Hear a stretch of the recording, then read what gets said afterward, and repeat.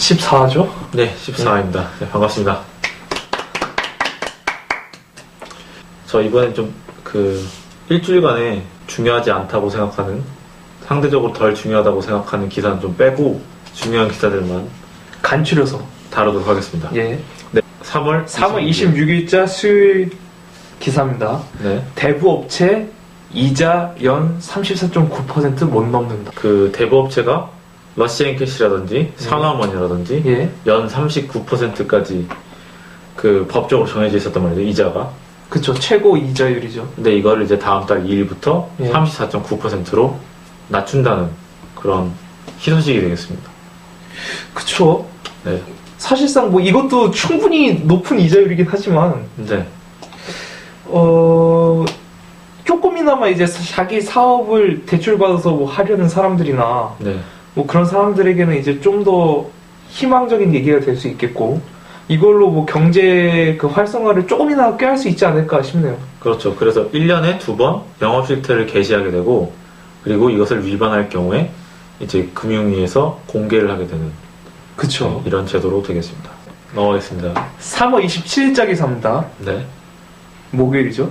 빵, 두부, 3년 만에 또 적합업종 전쟁. 네, 이게 중소기업 적합업종이라는 게 있습니다. 이게 뭡니까? 이 중소기업 적합업종이란 게 중소기업의 그 사업 영역을 이제 보호하기 위해서 그 정부가 이제 대기업에게 3년 동안 해당 산업에 대한 뭐 사업 이양이나 아니면 뭐 사업 축소, 아니면은 이제 그 사업에 대한 확장을 자제하거나, 네. 아니면 이제 산업 자재를 하는 그 규제를 하는 걸 뜻하는데, 네네. 결국에는 이게 또 3년 동안 지켜보니까 뭐 중소기업한테는 뭐 어느 정도 뭐 좋은 긍정적인 효과가 있었다고 얘기를 하더라고요, 이 기사가. 맞습니다. 하지만 이제 또 뭔가 문제점이 있겠죠? 왜요? 네, 그래서 여기서 4가지로 설명을 하고 있는데요. 그 첫 번째로 외국 기업이 상당히 유리하다는 거죠. 그러니까 국내 기업에 대해서 상당히 그 역차별이 있을 수 있다는 겁니다. 아, 그러니까 이 규제라는 게 국내 기업에만 국한되는 거기 때문에, 그렇죠. 외국 기업에는 국한되지 않기 때문에 외국 기업이 진출하게 되면 사실상 외국 기업이 더 유리해진다는 거군요. 그렇습니다. 그리고 이제 중견기업이라든지 예. 이런 게 중소기업법에 의하면 중견기업은 대기업으로 분류가 되거든요. 그쵸. 그렇기 때문에 이 어떤 한 분야에서 그 성장한, 예를 들면 간장으로 성장한 샘표, 예. 두부로 성장한 뭐 풀무원, 예. 제과제빵을 주력으로 삼는 SPC, 예. SPC라는 이제 파리바게트 회사죠. 예. 이런 데들은 이제 한우만 팠는데, 예. 지금 이게 중소기업 영역이니까 너희가 사업 확장하지 마라, 이렇게 하면은 그 사업 의지가 상당히 꺾인다는 거죠. 아, 그리고 세 번째로 중소기업한 양극화를 말하고 있어요. 그러니까 말씀드렸지만 어떤 세탁비누 시장에서 LG 생활건강이 예. 원래 주류였는데, 이제 이 법으로 인해서 중소기업인 무궁화라는 데가 이제 시장 점유율이 높아지게 되죠. 그러니까 이거죠. 그러니까 LG 생활건강이 대기업이잖아요. 이게 거의 그 세탁비누 쪽에는 거의 선두그룹이었다고 볼 수가 있겠는데, 그렇지. 이런 중소기업 그 적합업종의 그 규제를 통해서 이 대기업이 사실상 이 세탁비누 시장에서 힘을 못 발휘하게 됐단 말이에요. 네네. 그러면서 이제 중소기업 중에서는 가장 이제 선두주자인 이 무궁화라는 기업이 결국에는 이제 또 대기업의 위치를 점하게 된다는 거예요. 결국에는 이 중소기업 간에 결국에 또 상위층, 그러니까 상위 클래스가 또 생기게 되기 마련이겠고, 시장 점유율이 작은 그 기업들 같은 경우에는 그걸 또 힘을 못 발휘하게 되는 또 거죠. 무궁화가 대기업이 되면 또 올라오지 않을까요? 무궁화가 LG 생활건강만큼 대기업이 되긴 쉽지 않겠죠, 사실상. 아, 알겠습니다. 무슨 말인지. 예. 그 다음으로 이제 마지막으로 소비자가 전체적으로 이제 손해를 본다는 내용이었어요. 왜 손해를 보게 되나? 그러니까 이거를 이제 예를 드는 게 뭐 가령 뭐 그러니까 네. 된장, 고추장 뭐 이런 그렇죠. 예전 같은 경우에는 이제 마케팅에 대한 그 규제가 사실상 크지 않았단 말이에요. 네. 근데 이런 중소기업 적합업종에 대한 규제에 마케팅 제한이라는 그런 규제가 포함이 돼 있기 때문에 네. 1+1 행사나 가격을 뭐 세일해서 이제 판다는 그게 일종의 마케팅이라고 볼 수 있잖아요. 그렇죠. 그런 거를 이제 제한을 걸어서 소비자가 더 싸게 구매할 수 있는 그런 장류들을 네. 그 접할 기회들을 이제 줄여버렸다는 그런 얘기입니다. 아, 그렇습니다. 이제 목요일 기사를 하나 더 보겠습니다. 예. 네. 요즘 굉장히 핫하죠. 네, 이 이슈? 어느새 우리 생활 깊숙이 파고든 사물 인터넷. 예. 인터넷 오브 띵스.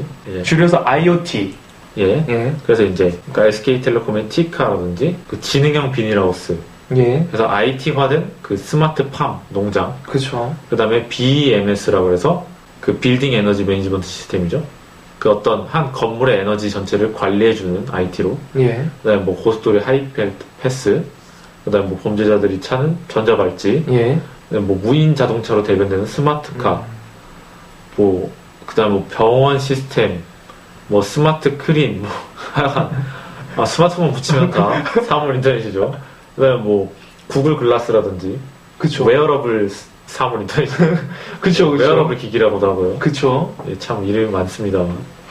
그러니까 요즘에 이런 그 사물 인터넷 관련 산업이 네, 좀 이슈가 되는 이유가 네, 뭐 사실상 뭐 아직까지는 뭐 상용화가 뭐 그렇게 활발하게 되진 않지만 네, 전도가 좀 유망하다는 거죠. 네, 네. 그러니까 그렇죠. 이게 만약에 그 산업 곳곳에 쓰이게 된다면 네, 네, 뭔가 엄청난 경제적 파급 효과를 기대해 볼 만한 거겠죠. 그렇죠. 사실상 저는 아직까지 피부로 와닿진 않는데 말이죠. 이게 뭐 얼마나 큰 파급 효과가 그러니까 나중에 있을지는. 이게 결국에는 지금 급성장하고 있는 글로벌 IoT 시장이라는 그래프가 있는데 뭐 이거에 따르면 나중에 스마트폰으로 농사를 짓고 예, 그러니까 직접 농사를 하지 않아도요. 예, 뭐 그 정도까지 가려면 오래 걸리겠지만 그리고 구글 글라스를 끼고 이제 원격 수술을 한다든지 예. 그리고 이제 차가 이제 저절로 가는 거죠. 도로에만 갖다 놓으면 뭐 그런 것들이 가능하다고 하는데 기대가 됩니다. 표정은 전혀. 예, 기대가 되죠. 예, 다음 이제 오늘자 기사입니다. 예. 오늘자 기사도 두 개 보도록 하겠습니다. 자 먼저 3월 31일 월요일 휴대폰 이어 가전 라인 삼성 베트남으로 이전. 예. 이거는 이제 정확히 어떤 얘기인지 좀 우영이 좀 네. 설명해 주시죠. 이거 진짜 민영이 많이 할까봐 걱정이 돼서 아주 짧게 할 수 있습니다. 그러니까 아니 짧게 하는 게 문제가 아니죠. 그 세계적으로 그러니까 삼성이 이제 예, 두 가지 이슈가 있는 거죠. 첫 번째가 태국의 정치 그 상황이 굉장히 전국이 불안합니다. 예, 두 번째로 중국의 임금 상승이 너무 가팔라요. 3년간 평균 인건비가 60% 늘어나고 최저임금 2배로 예, 늘어나고. 예, 따라서 이제 삼성전자가 휴대폰, 세탁기, 전자레인지, TV, 청소기, PC에 대해서 기존의 중국, 태국, 한국에 있던 공장을 예. 베트남, 말레이시아, 인도로 옮긴다 아, 하는 그렇군요. 내용이 되겠습니다. 네. 끝난 거죠? 이게. 자, 아, 굉장하네요. 예. 예, 많은 말을 그렇죠. 할까봐 정말 걱정이 되죠. 아, 이 페이지 진짜 안 해야 됩니다. 예, 끝났으니까요? 예, 끝났으니까요. 아, 더 이상 건드릴 것도 없죠, 사실상. 근데 네. 이 삼성이 네. 특히 그 베트남에 그렇죠. 이목을 좀 집중시키고 있단 말이에요. 베트남이 상당히 지분이 높죠? 지금 휴대폰, 세탁기, TV, 청소기, PC. 그러니까 지금 뭐야? 지금 전자레인지 빼고는 다 베트남인 거 아닙니까? 그러니까 생산 기지를 이렇게 이동하는 데는 베트남에 어떤 그 매력적인 요소들이 있는지. 네, 말씀해 주시죠. 첫 번째 낮은 인건비죠. 예. 그 다음에 두 번째가 노동력, 젊은 노동층이 많다는 겁니다. 네네. 그다음 세 번째가 이제 문맹률이 10% 이하이기 때문에 값싸면서 이제 좀 질 좋은 노동력이라는 거죠. 그리고 이게 또 캄보디아, 라오스보다는 이제 베트남이 그나마 인프라가 어느 정도 구축이 돼 있다고 삼성은 판단을 한 겁니다. 아, 그렇죠. 그리고 결과를 말 안 했는데, 그렇게 해서 이제 베트남에서 만들어서 뭘 하려고 그러냐. 결국에는 그 생산 단가를 낮춰서 예. 그 수익성을 계속 이제 유지하자는 거죠. 그리고 이제 휴대폰 생산 목표도 10% 늘려서 예. 원래 4억 5천만 대에서 예. 이제 올해 5억 대를 만드는 거죠. 5억 대 중에 3억 대를 베트남에서 또 만들고. 그리고 그 중에 상당 부분은 스마트폰 생산에 70% 집중하고 부분은 있고요. 스마트폰으로 만들고. 예. 그렇게 해서 이제 그 베트남을 생산 기지로 해서 그 전 세계에 많이 팔아보였다. 근데 문제가 뭐냐면요. 이 중국을 떠난다는 거죠. 그러니까 삼성뿐만이 아닐 거예요, 분명. 네. 그러니까 여러 글로벌 기업들이 중국을 계속 탈중국을 하는 현상이 발생하고 있습니다. 그렇죠. 높은 임금, 이 가장 큰 이유겠죠. 네. 그러니까 이렇게 탈중국화가 기업들의 탈중국화가 이루어진다면 지속되면 그렇죠. 사실상 근처에 있는 우리나라나 아니면 뭐 우리나라뿐만 아니죠. G2죠 이미 중국은 G2니까 그렇죠. 글로벌적으로 이제 경제적으로는 사실상 별로 안 좋은 영향을 끼치지 않을까라는 게 약간 우려가 되는데. 중국은 과거에 이제 이머징 마켓이었는데 새로운 개념이 나왔기 때문이죠. 그 브릭스 위주의 떠오르는 신흥시장을 넘어서 동남아, 베트남, 라오스, 캄보디아랑 아프리카까지 이어지는 그 프론티어 마켓이 앞으로 이제 뉴 신흥시장인 거죠. 그렇죠. 예, 신신흥시장인 거죠. 예.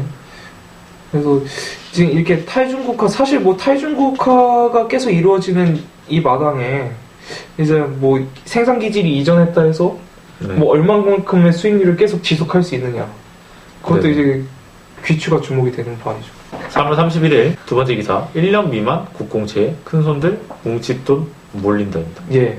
그러니까 뭐 일단 말 그대로 그냥 헤드라인이 거의 주된 내용이고, 네. 그러니까 이제 개별 뭐 기업가들 같은 경우에 네. 이제 1년 미만의 단기적인 국공채라는 거죠. 단기적 국공채에 이제 투자가 많이 쏠리고 있다라는 거 이제 얘기하고 있는데, 어떤 이유에서 그렇게 되는 거죠? 일단은 가장 중요한 이유는요, 안정적이라는 거죠. 이 국공채라는 거는 네네. 그렇죠. 환급이 수월하게 잘 될 수 있습니다. 굉장히 안정적이기 때문이죠. 이 사실상 국가가 망하지 않는 이상 그건 기사에 그렇게 났지만 국공채라는 게 원래 그랬었잖아요. 원래 안전했잖아요. 그쵸. 근데 왜 갑자기 이렇게 뭉칫돈이 몰린다는.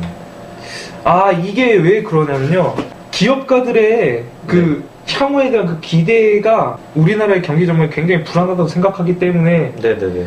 특히나 요즘에 그 국공채, 단기 국공채라고 그러죠. 그게 네. 투자가 증가한 걸로 보입니다.